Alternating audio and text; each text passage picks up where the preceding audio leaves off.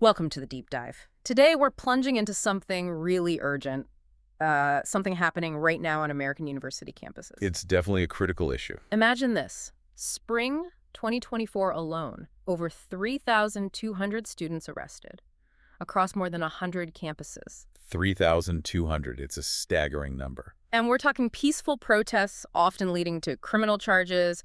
We've seen reports of, bones broken, blood spill, academic careers just hanging by a thread or worse. Yeah, the consequences have been severe. Think about Annie McGrew, an economics dissertation student at UMass, arrested at a peaceful protest, now facing criminal charges. Or Ezra Baptist's concussion from state troopers throwing him to the ground. Couldn't finish his classes, couldn't graduate. That's heartbreaking, and these aren't isolated incidents. No, exactly. So the big question really is, what is happening to First Amendment rights on our campuses? What does this mean for free speech? Okay, let's unpack this. It's a really alarming trend, you're right. Yeah. And those numbers, they paint a picture of a crackdown that feels, well, unprecedented in recent memory. Yeah. We saw police action on, over 50 campuses? Across 25 states. This huge scale. And the intensity. Yeah. Think about April 30th, 2024. Nearly 400 arrests on that single day. Wow. And Columbia University. Over 300 arrests in just 24 hours. So it's not just the arrests themselves, right? It's what happens next. Exactly. It's not just about getting hauled away. Students are facing immediate suspension, expulsion, even being banned from their own campuses. What happened to their school? Yeah. And we've even seen faculty members arrested trying to protect students. Oh, wow. So this goes beyond just clearing an encampment. It really points to how external pressures, financial, political, are pushing universities to, maybe compromise their core mission. You mentioned this idea of privatizing the First Amendment on campus. What does that mean? It means that sometimes donor demands or political wins seem to dictate the boundaries of speech more than actual constitutional principles, especially maybe at private institutions. But the pressure affects public ones, too. Okay, so beyond the sheer numbers and these academic consequences, how are these arrests actually happening? Is this standard crowd control or something else? Sadly, it often seems to be far beyond standard. We've seen documented use of tear gas, pepper spray used at very close range, like directly in students' faces. Close range. Rubber bullets, these impact munitions, beanbag rounds, things like that, fired into crowds. Right. There are reports of students thrown to the ground, getting concussions, even journalists covering the protests getting attacked or pepper sprayed. So targeting journalists, too. It appears so in some instances. Yeah. Like at Emory University, police used tear gas, tasers. The university president actually apologized later for calling in outside police. An apology after the fact. Right. Or Wisconsin, where a state trooper was injured. But reports suggest that happened after police had already, violently dismantled a peaceful encampment. Okay. And maybe the most chilling example, Columbia.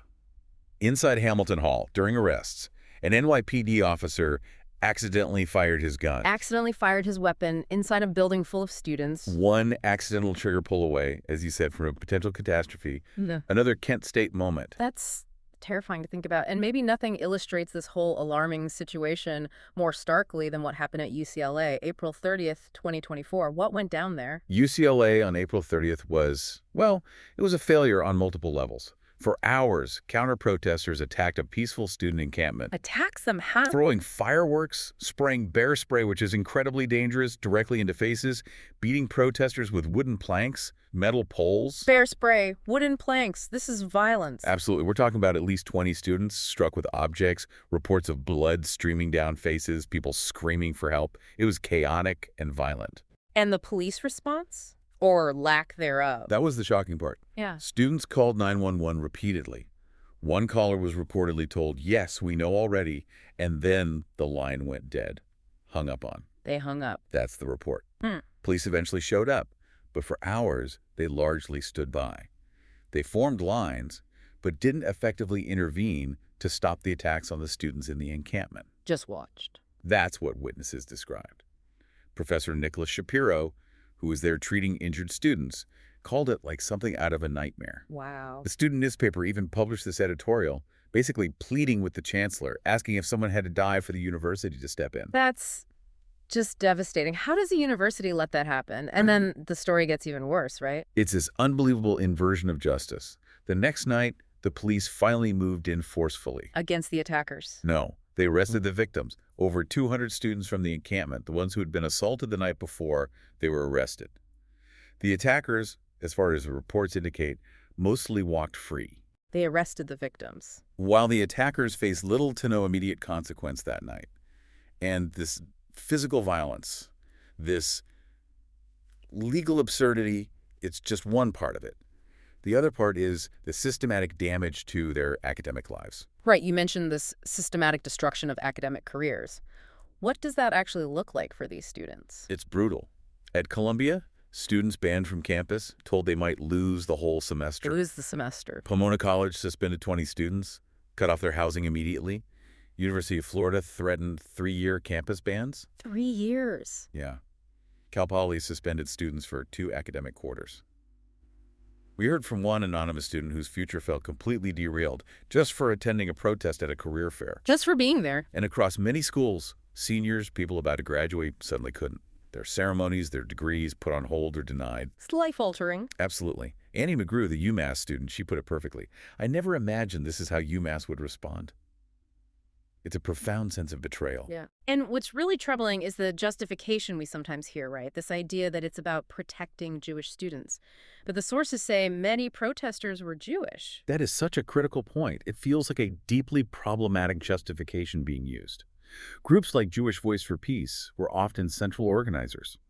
Jewish students were protesting alongside Palestinian, Muslim, Christian, secular students, all calling for peace. So they were arrested, too. They were beaten, arrested, suspended, expelled right alongside everyone else. Using anti-Semitism as a cover to silence criticism of a foreign government's policies. Well, it doesn't protect Jewish students. It arguably exploits the very real issue of anti-Semitism. It instrumentalizes it. Exactly. It uses Jewish safety as a shield to suppress speech that powerful people, maybe donors or politicians, just don't want to hear. Real anti-Semitism needs real solutions, not mass arrests of peaceful protesters, including Jewish ones. And this whole justification issue ties into how free speech works legally on different types of campuses, doesn't it? Because private universities play by slightly different rules. That's a vital distinction. Private universities aren't technically bound by the First Amendment in the same way public ones are. But they often promise free expression, right? In their handbooks, their marketing. They absolutely do. They sell themselves as bastions of free inquiry. But when students take them up on that promise, sometimes the response is, well, riot police. So it's a breach of trust. A huge breach of trust. It feels like taking tuition money under false pretenses. And if you dig into the motivations for these crackdowns, it often seems to circle back to, frankly, money and power. Not safety. Not anti-Semitism. While those were the stated reasons sometimes, the underlying currents often seem to be donor threats, political pressure, board members with financial ties demanding action. So money talks. It appears so. Universities in some high-profile cases seem to choose protecting their endowments over protecting their students' rights.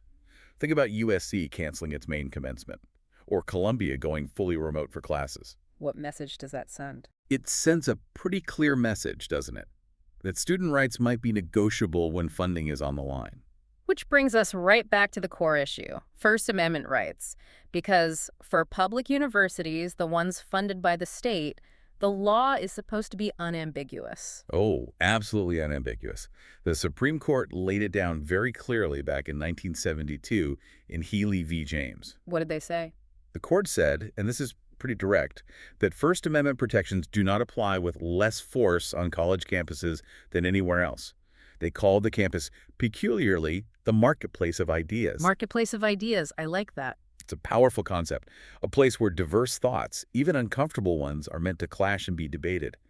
That's how learning happens, how democracy stays healthy. So given that landmark ruling, what does that marketplace actually protect for students on campus today? What can they legally do? It protects quite a lot, actually.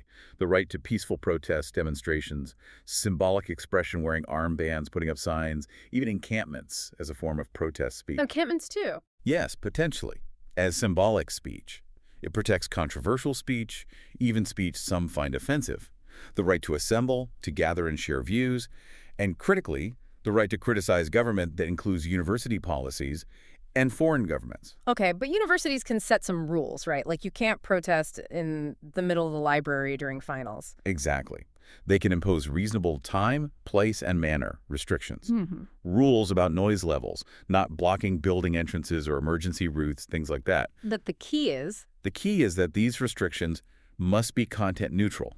They can't make rules designed to shut down a protest just because they don't like the message. So you can regulate the how and where, but not the what. Precisely. You can't ban a protest because the topic makes administrators or donors uncomfortable. That's viewpoint discrimination, and it's unconstitutional on a public campus. And yet, that seems to be exactly what critics argue is happening. It feels like this weird historical echo, almost hypocrisy. It does. You see universities like Columbia that literally celebrate their history of student activism. The '68 protests are iconic. And now they're calling riot police on students doing basically the same thing. It feels like the '60s all over again, but without the nostalgia. It's more than just ironic, isn't it?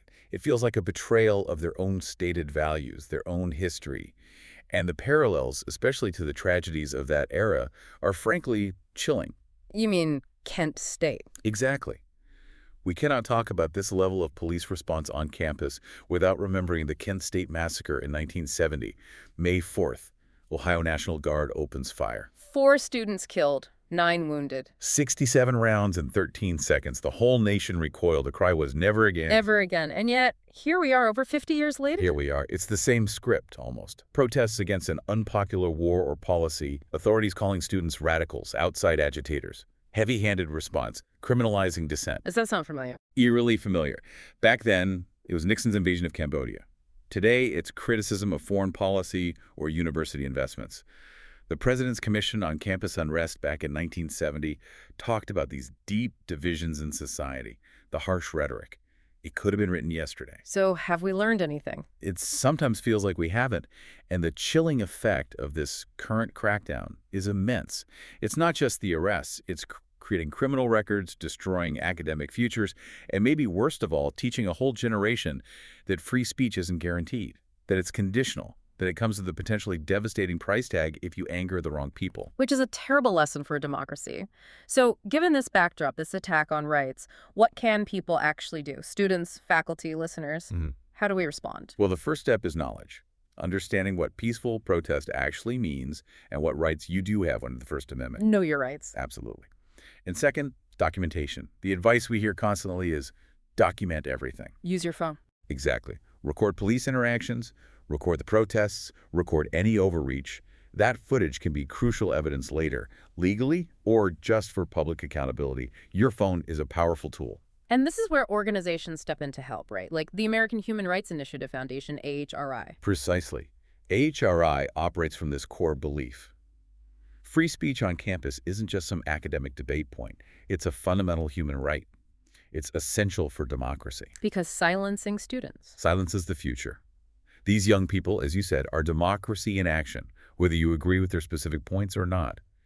AHRI works directly with students facing disciplinary action, helps connect them with legal support for unconstitutional arrests or suspensions. So legal help. What else? They meticulously document the police violence, the university overreach, trying to build that record for accountability. They run community empowerment programs, training students on their rights, on peaceful protest tactics, There's a capacity. and building coalitions, bringing together student groups, faculty, civil rights organizations to create a united front to protect free speech. Are there other groups doing this work too? Oh, definitely. It's important to mention others. The Foundation for Individual Rights and Expression, FIRE, they do a lot of litigation specifically on campus free speech. The ACLU, of course, defends civil liberties broadly. And the National Lawyers Guild often provides legal observers on the ground during protests, which is incredibly valuable. So there's a network of support out there. There is, and these organizations really need public support to keep doing this vital work. Because what we've been seeing, this feels like, well, maybe our generation's Kent State moment. That's a heavy comparison. It is. But the sheer scale of the arrests, the documented violence, the academic destruction, it should be enough. We shouldn't need students to actually be killed this time to see the danger, to recognize the pattern. The question is, will we act? Will we act before it's truly too late, before the damage is irreparable? That really is the critical question for all of us. Because defending free speech isn't just about students on a campus somewhere else. It's about the health of our own democracy, the integrity of our institutions. So what does this all mean for you listening right now? It means you have a role to play. You can defend free speech. First, like we said, know your rights. Knowledge is power here. Second, document everything. If you see something, record it. That phone is a tool for accountability. Absolutely. Third, consider supporting arrested students. Legal defense funds can make a huge difference. Facing charges is incredibly expensive and stressful. Fourth, contact universities. Demand they drop charges against peaceful protesters. Contact your political representatives. Urge them to investigate these heavy-handed responses. Make your voice heard. Join campus organizations if you're a student or a faculty member. Strengthen those movements. And finally, share these stories. Amplify the voices of students facing retaliation. Silence allows suppression to thrive. Don't let their stories be buried. Because free speech isn't really free if exercising it costs you your education, your future, potentially your freedom. And you have to ask, what does it mean when a university's first instinct is to call the police on its own students?